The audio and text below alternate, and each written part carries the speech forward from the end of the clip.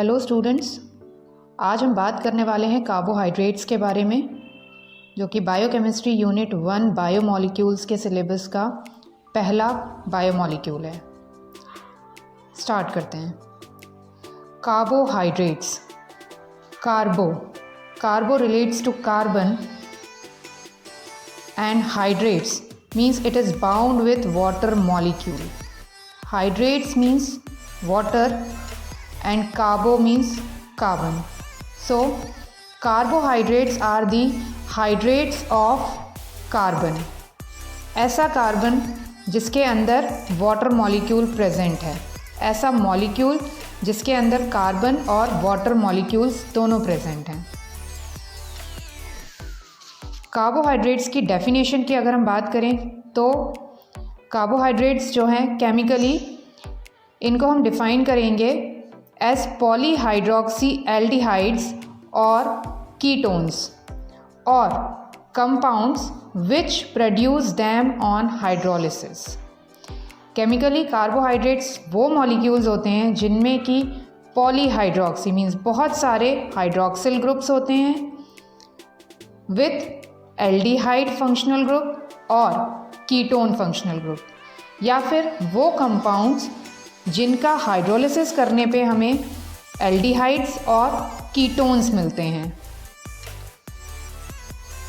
Carbohydrates are actually hydrates of carbon and these are the sugar molecules, जो कि definition के according sweet taste करते हैं और कलेक्टिवली इनको हम सैकराइड्स बोलते हैं।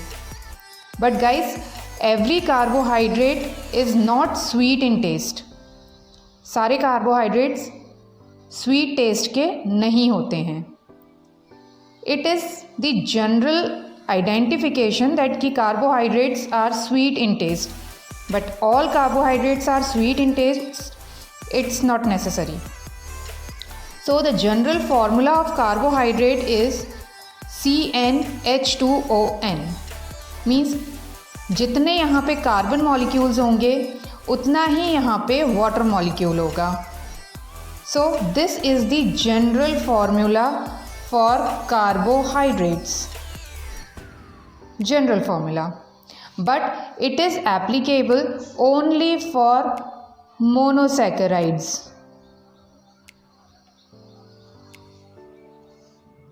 These are the primary source of energy which cell utilizes for cellular respiration in the presence of oxygen.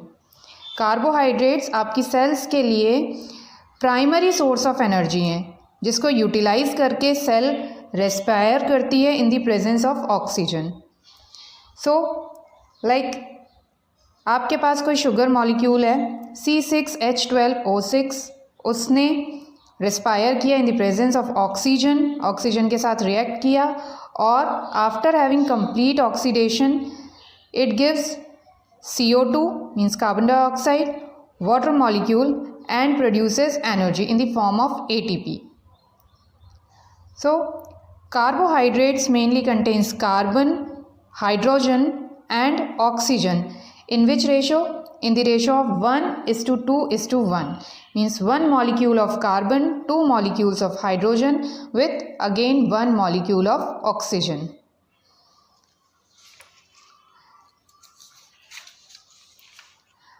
Identifying characters of carbohydrates. अगर हमारे पास कोई कार्बोहाइड्रेट है तो हम उसको आइडेंटिफाई कैसे करेंगे? Let's check. According to the definition we have seen right now that carbohydrates are polyhydroxy, means many hydroxyl groups. बहुत सारे OH groups इसमें present होंगे, means at least 2 hydroxyl groups should be present in a carbohydrate. एक aldehyde group होना चाहिए या फिर एक ketone group होना चाहिए. CHO is aldehyde and CO is ketone. Now अगर CHO group means aldehyde group present है किसी शुगर के अंदर, that will be called as aldose sugar. उसको हम बोलेंगे aldose sugar. और अगर किसी शुगर में कीटोन प्रेजेंट है तो वो कहलाएगा ketose sugar. Now aldehyde sugars या एल्डोज शुगर्स में प्रेजेंट होता है एक एल्डिहाइड ग्रुप और कार्बोहाइड्रेट, और कीटोस शुगर में प्रेजेंट होता है कीटोन ग्रुप विथ कार्बोहाइड्रेट। सो अगर हम बात करें एल्डिहाइड या एल्डोज शुगर की तो वो कैसे बनेगा। सबसे पहले CHO, this is our aldehyde group, and we have seen कि there should be at least 2 hydroxyl groups. तो C और C, we need 2 more carbons to have at least 2 hydroxyl groups. तो एक carbon CHOH, again 1 carbon CHOH. So this is the simplest aldehyde sugar। मतलब हमारे पास में किसी molecule को अगर हमें शुगर कहना है तो कम से कम हमारे पास 3 कार्बन मॉलिक्यूल्स होने चाहिए। This is the simplest sugar molecule और सिंपलेस्ट एल्डोज शुगर मॉलिक्यूल। इसको हम बोलते हैं ग्लिसरल्डिहाइड, सिंपलेस्ट एल्डिहाइड शुगर या फिर simplest aldose. Again if you talk about ketone sugar या कीटोस शुगर तो it will be written as CH2OH, second carbon पे C double bond O means हमारा ketonic group, and again CH2OH. This is called as dihydroxyacetone, CH2OH, C double bond O, CH2OH, dihydroxyacetone. This is the simplest ketose sugar. These sugars are monosaccharides. इनको हम monosaccharides बोलते हैं। Why these are called monosaccharides? Mono means single and saccharide means sugar. In molecules के अंदर single sugar molecule present है जिसको कि हम हाइड्रोलिसिस करने के बाद और किसी सिंपलर फॉर्म में नहीं ब्रेक कर सकते। अगर हम इसको और सिंपल फॉर्म में ब्रेक करते हैं तो ये double bond carbon oxygen double bond ये ब्रेक हो जाएगा। अगर ये ब्रेक होगा तो हमारा ये functional group C double bond O या फिर CHO या फिर CO ग्रुप्स नहीं रहेंगे, और अगर हमारे पास एल्डिहाइड या कीटोन ग्रुप्स नहीं रहेंगे तो वो मॉलिक्यूल फिर शुगर मॉलिक्यूल नहीं रह जाएगा। That's why the simplest sugar molecules called monosaccharides, ये और हाइड्रोलिसिस करने के बाद शुगर में कन्वर्ट, सिंपल शुगर में कन्वर्ट नहीं हो सकते। Now we will look the classification of carbohydrates. अब हम कार्बोहाइड्रेट्स को कैसे क्लासीफाई करेंगे।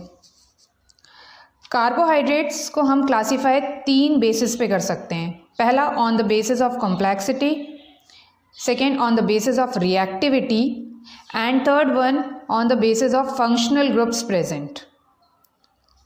On the basis of complexity means कितना कॉम्प्लेक्स मॉलिक्यूल है हमारा कार्बोहाइड्रेट का, उसमें कितने नंबर ऑफ कार्बन्स प्रेजेंट हैं, कितने नंबर ऑफ शुगर्स प्रेजेंट हैं, that will be called as the complexity of the sugar molecule. तो कॉम्प्लेक्सिटी के बेसिस पे अगर हम देखें तो we can classify carbohydrates as monosaccharides. Monosaccharide means only 1 sugar molecule is present in monosaccharide. Then oligosaccharide, oligosaccharides के अंदर 2 से 10 शुगर यूनिट्स प्रेजेंट होती हैं। और अगर हम पॉलीसैकेराइड्स की बात करें तो इन polysaccharides means, poly means many sugar molecules are present which are counting more than 10 sugar units. Monosaccharides, अब मोनोसैकेराइड्स को फर्दर हम क्लासीफाई कर सकते हैं on the basis of number of carbons present. अभी हमने देखा था glyceraldehyde, this was the simplest sugar molecule of aldose sugar which is containing 3 carbons. So हमारा जो सिंपलेस्ट शुगर मॉलिक्यूल होता है वो कम से कम 3 कार्बन्स का होता है, जिसको हम बोलते हैं ट्रायोज। अगर 4 कार्बन्स प्रेजेंट हैं तो it will be called as tetrose. 5 carbons के साथ में it will called as pentose.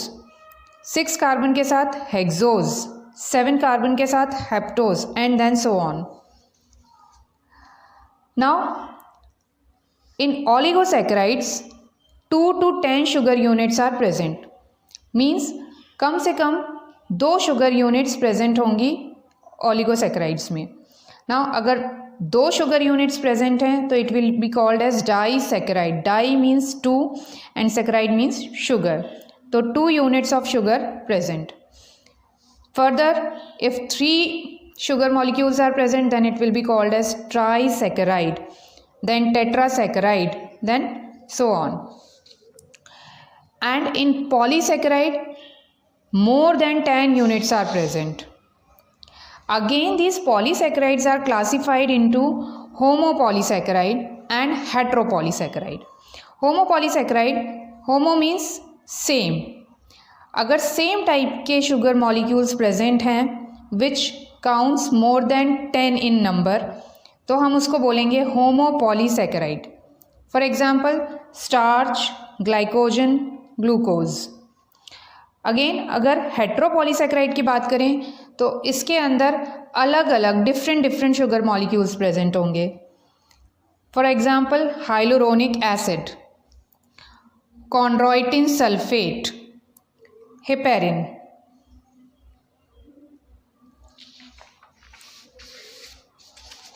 On the basis of reactivity, अब शुगर मॉलिक्यूल्स किस वे में रिएक्ट करते हैं उसके बेसिस पे हम इसको नॉन रिड्यूसिंग शुगर्स और रिड्यूसिंग शुगर्स के फॉर्म में क्लासिफाई करते हैं। नॉन रिड्यूसिंग शुगर्स इसमें आते हैं sucrose, trehalose, raffinose. Reducing sugars में आते हैं maltose, lactose and isomaltose. Again on the basis of functional group present, functional group as we seen earlier कि हमारे पास functional group एल्डिहाइड और कीटोन्स होते हैं। अगर एल्डिहाइड प्रेजेंट है तो that will be known as aldose sugar, and अगर कीटोन ग्रुप प्रेजेंट है तो उसको बोलेंगे कीटोज शुगर्स। एल्डोज शुगर का example glyceraldehyde, erythrose, ribose, glucose, galactose. And examples of ketose sugars are fructose, ribulose, xylulose, sorbose, heptose.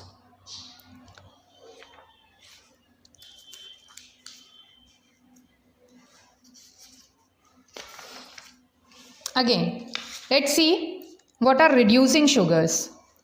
Reducing sugars are those sugar molecules or those carbohydrates जो कि reducing agent की तरह काम करते हैं, इसलिए ये फैलिंग सोल्यूशन और टॉलेंस रिएजेंट को रिड्यूस करते हैं, इस वजह से इनको बोलते हैं reducing sugars. While non reducing sugars ये वो शुगर मॉलिक्यूल्स होते हैं जिनके पास फ्री एल्डिहाइड और कीटोन ग्रुप्स नहीं होता, so they do not act as reducing agent, that's why they are known as non reducing sugars. Now let's see what are monosaccharide. Monosaccharides, as we have discussed earlier, that monosaccharides contain single unit of sugar, एक ही sugar molecule present होगा. For example, C6H12O6, it can be glucose or fructose. अगर हम इसको further hydrolyse करते हैं तो हमें इसमें कोई रिएक्शन नहीं मिलेगा, बिकॉज ये सिंगल शुगर मॉलिक्यूल हैं and they can not be break down into more simpler form of sugar. Oligosaccharide, oligosaccharides में 2 to 10 यूनिट्स प्रेजेंट होती हैं, इस वजह से oligosaccharides can be hydrolysed into their simpler forms like disaccharide. For example sucrose C12H22O11। अगर इसको हम water से रिएक्ट करवाते हैं तो it will be break down into glucose and fructose, because sucrose contains 1 molecule of glucose and 1 molecule of fructose. So on hydrolysis water के साथ react करने के बाद सुक्रोज अपने सिंपलर शुगर्स ग्लूकोज और फ्रक्टोज में ब्रेक हो जाएगा। Same in trisaccharide C18H32O16। इसको अगर हमने वाटर के साथ रिएक्ट करवाया तो it will be break down into